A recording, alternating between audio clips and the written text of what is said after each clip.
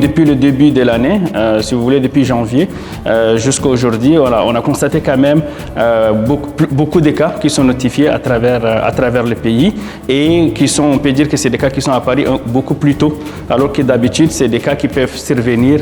La haute période de transmission, c'est entre mars, avril, mai, mais là, c'est depuis le début de l'année, janvier, février, que beaucoup de districts ont quand même notifié plusieurs cas, que ce soit des méningites ou des rougeoles dans le pays.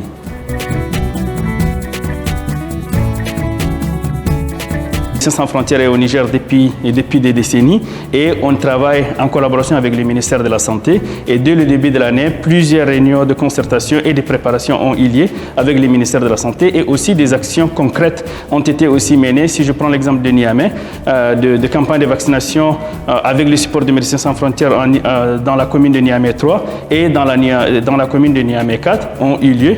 Environ 50 000 enfants ont été vaccinés et si je prends l'exemple de la région de Zender, ou précisément à Magaria, où MSF a un très grand projet depuis 15 ans. Une campagne de vaccination est en cours pour la méningite. Et là, environ 165 000 personnes ont été vaccinées contre cette maladie. Il y a eu par le passé, quand même pas mal de confusion par rapport à ces différentes vaccinations à travers le monde, pas simplement au Niger. Mais il faut quand même clarifier qu'aujourd'hui, les cibles ne sont pas les mêmes.